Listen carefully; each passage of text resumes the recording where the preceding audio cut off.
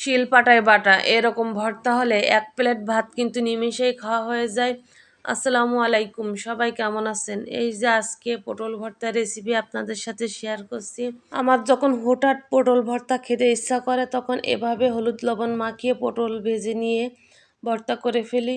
শুধু পটল না, এর সাথে আরও কিছু দিয়ে দেবো, সেটাও আপনাদের সাথে শেয়ার করছি। এই যে দেখুন, এখানে চিংড়ি মাছ, কাঁচামরিচ, রসুন, পেঁয়াজ এটা একটু ভেজে নরম হয়ে আসলে তারপর 2টা শুকনো মরিচ দিয়েছিলাম। তো সব কিছু মশলাগুলো ভালোভাবে ভেজে নেওয়া হয়ে গেছে, আর এখন শিলপাটায় নিবিশ করে বেটে নিয়েছি।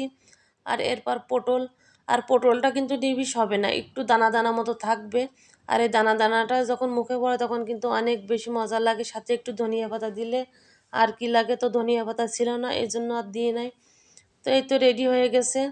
তো এই ছিল আজকে পটল ভর্তার রেসিপি। ভালো লাগলে সবাই লাইক কমেন্ট করবেন। তো সবাই ভালো থাকেন, সুস্থ থাকেন, আল্লাহ হাফেজ।